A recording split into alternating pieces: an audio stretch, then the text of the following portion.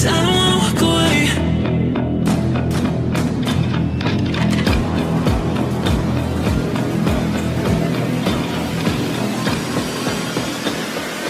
'Cause I don't wanna walk away. Yeah, I'm stuck in your space. Hello everybody, what is poppin' YouTube fam? This is your boy J Money here, and I'm showcasing you a deck that I built from scratch, and it looks like a Lightsworn deck. I mean, it's got a Lightsworn engine. It's meant to like send cards to the graveyard and get all kinds of graveyard effects, but I'll always go back to Lightsworn's base stuff here and there. I'll do it at least once a year. So I don't know what deck this is. I don't know what to call it because this deck is pretty nice. Now, this is the first official match I've played with this deck. So there are some cards that upon playing I learned don't need to be there. So the deck has been since modified, you know, to better suit those things. And I'll go ahead and get into that as I get there. But before that, be sure to hit that subscribe button. You know, once you subscribe to the channel, you'll be filled with riches and money like that guy is up there at the top left. Anyway, so when building this deck, I needed a solid game plan. My game plan was essentially I wanted to not only send cards, but I wanted to do something with the Codebreaker engine into Rusty. But from there, you need to do something unique. You need to do something yourself. So, you know, I started thinking, and I was like, what do I really want to do? What makes it? What board do I want to make that is like that's consistent enough, and you know, for mill deck, also strong enough to hold its own, and at the same time not lose to cards like Dark Ruler, evenly matched, things like that. And so we got like Nightmare Griffin with Tornado Dragon and Artifact Dagda is the route I decided to take. However, a fatal misplay I made here, game 1, was summoning Tornado Dragon way over there when I needed it to be up top. Reason why is because I wanted to link into Nightmare Griffin with, have it co-linked to Rusty Bardiche, and so, you know, the Tornado Dragon needed to be up top because to activate Sight's effect, it needs to be linked because of Nightmare Griffin. So, because I summoned Tornado Dragon over there, and if I was to continue to summon that Nightmare Griffin to Rusty Bardiche's zone, then that means Tornado Dragon wouldn't have been able to activate its effect because it wasn't going to be linked to anything. So, Scythe would have been able to do something, but I needed to pop it. So, yeah, that was a fatal misplay. I definitely corrected that mistake game 2. Again, this is like the first official match I played with this deck, so, you know, I'm learning things here and there, do's and don'ts, you know, all the stuff I needed. Now, there's one crucial card in this deck that is definitely needed that I definitely added in afterwards that if I had in my extra deck would have been, I could have sealed this game a long time ago and would not have lost. So, that card is Digoso Emerald. I was playing like Needle Fiber stuff, and I was playing, which I still am, but I almost never make Martial Metal Marcher, so I decided to cut it for Digoso Emerald. Since it allows me to play the grind game, it lets me put back my extra deck stuff more consistently, and, you know, not depending on things like Pot of Avarice. And there's a Nightmare Griffin that's coming out late. Now, another issue I had with this deck is Fog Blades, and not for the reason you think. It's more along the lines of the fact that, yeah, Fog Blades negating cards, but I have no way to attack them. I have no way to remove those monsters. So my extra deck doesn't have a lot of removal outside of Rusty Bardiche and Time Thief Redoer. Those are the only 2 extra deck cards I have that serve as removal, which means Redoer is my only Dark Xyz I play. So once I already summon Redoer and Rusty Bardiche's effect, I'm kind of stuck. So what I'm trying to do here is summon an Appaloosa for 4 materials, and the reason why he's not using Dragoon and Red Eyes' effect because it's not linked to anything, and Nightmare Griffin is still on field, which is very important. So basically I'm able to play for free. I put back the Codebreaker stuff with the Pot of Avarice, I do believe, and you know, we get our Nemesis Corridor, whatever. We make our Time Thief Redoer, so we pop our first monster that's equipped with Fogblade, or we just hit the back row, never mind. But anyway, we banish the Redoer. So my thing is, okay, we need to play it's gonna take us some time, but we can clear this off one at a time. We just have to be able to do it before our opponent gets into something good. So we're depending on Redoers to get us trap cards and all that, and you'll see some of the big brain plays I make to try and mitigate and kind of turn the disadvantage into an advantage later. But I make Appaloosa for 4 to run over Dragoon. Now he's got Fleur de Lises. He ogres my Appaloosa, so that is gone. Another reason why I need Emerald, so I can just put it back in, and then we can Avarice back Emerald, and literally just, you know, we can play a grind game for a while. So Redoer keeps getting us spell cards, which is good. It's good to draw cards, but what we really need is ways to remove those monsters, because we can't attack because of Fogblade.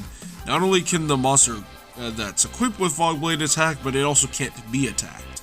So another change I have made to the deck in the main deck is adding a Nemesis Protos to kind of solve that problem, so I could call Light anytime I wish to destroy, or just any attribute I need to get rid of the things that are equipped with Fogblade. So as you can see, the deck is really good. It's just, you know, I didn't have enough foresight to see that, hey, Fogblades is kind of working against me because I can't kill whatever it is. You know, there we go. We get a trap card, but we have to put Purgatrio back. Granted, we probably could have just kept it there, but, you know, see, and again, there's so many situations where 2 level 4s hit the field, and we can make a deck out. So Emerald, we can put the things we need back. We can link off Redoer and put it back in the extra deck, go back into it, and pop the Fogblade and stuff. But of course, we did not have Emerald in our extra deck. We did not foresee things like this happening. Now, here's where the big brain stuff happens. Macabre hits the field. So I purposely use Redoer's effect to banish it, so I can shuffle it back with the Nemesis stuff, so I can go back into it with Rusty Bardiche. And so we can pop more cards. So we finally got rid of all the cards with Fogblade and all that, but by the time we did it, it was too late. The game was already over. Our Griffin was gone. We didn't have any way to put it back. We didn't have a way to put Appaloosa back. Again, reinforces play Emerald, and that solves most of those problems. But as you can see here, game 2, we go ahead and rectify and remedy those mistakes that we made earlier. And we're playing this correctly. We keep in mind that, hey, Tornado Dragon needs to be up top. And yeah, so heads up guys, we do lose this match, but we learn a lot in the process. So I like this deck, and I think I might want to we'll have a little fun with it later on in the future. So Codebreaker Engine is pretty nice. We make Rusty Bardiche, and yeah, we want to keep the level 4 so we can make our Tornado Dragon. We summon our Militias, summon our Boots, we make our Dagda, we activate Shape Brigadine, we chain Dagda to set Scythe, we flip over Avarice so we can, you know, get not just draw 2 cards, but we can make Griffin and just reset it and get more value for the next turn, like so. Now we make Tornado Dragon at the top, so now we have, not only can we use the Tornado Dragon, but we have the open spot needed to resolve Scythe's effect. And once again, he tactics talents again, but he is Scythe locked, he's Griffin locked. This is actually a pretty good lock, because not only is your opponent locked from the extra deck, they can't activate any special summon monster effects for that reason, because nothing is going to be linked to them, and, you know, in order for that to happen, they need to link summon, which means they need to go into their extra deck, which they kinda can't. So they Fleur de Lis and stuff, he runs Griffin and stuff over, so that's fine, it's okay. We mill Imperial Order, we do main deck 1 copy. So luckily we were smart enough to put Avarice, set Avarice, so we can activate it, put Griffin back into the extra deck, and we will eventually make Griffin and set the what's it called? Set the Imperial Order, since that deck is heavily spell dependent, kinda. I mean, you can use monster effects like Maximus and stuff, send ints, but you know, when you can't use invocations, meltdowns, nadirs, you know, it really makes a difference. So we use Celine, and we bring back Lumina. We summon another level 4. We make Redoer. We pop his Maximus, since this really beefy, and we make IP. Now, what we didn't, and we go into battle phase, but what we didn't notice is that this Ecclesia cannot be ran over by anything summoned from the extra deck. We could have probably won this game. But here we go, we do our Nemesis stuff, and I think we just link that, and yep, we make Griffin, and we set that Imperial Order, and we draw another Pot of Avarice. I think we activate it, I'm not sure. I don't know why we didn't activate it, but I guess we just didn't need to. But we had the Imperial Order, the Nadir, he sends his cost, but we Appaloosa negate. We draw a card with Redoer, we're using Redoer's effect again. We get another spell, so we draw another card. Even though it's once per turn, we did detach and draw on the end phase. So we're doing our Codebreaker stuff. He has 2 back row we can pop. So that's exactly what we're gonna do. And I just link off into Reaper Dogus because I forgot that Ecclesia cannot be ran over anything summoned from the extra deck, and we normal summoned Mothman and proceeded to go in on our opponent. Game 3, as you can see, we open really wonky. Now, Malicious is nice if we had, like, you know, any extender in our hand. You know, if we had, yeah, just an extender in our hand, we could likely make a play here. So he goes in, he's doing his thing. You know, he sends this one of those fossil fusion things. I'm not sure, but so even though we have a 60 card deck, we still opened Fogbleed and Cloak. So you know, you can't win them all. Sometimes we evenly match. Somehow, I don't know why, he just gets rid of all of his monsters. So I'm just like, at this point, I'm like, okay, that's fine.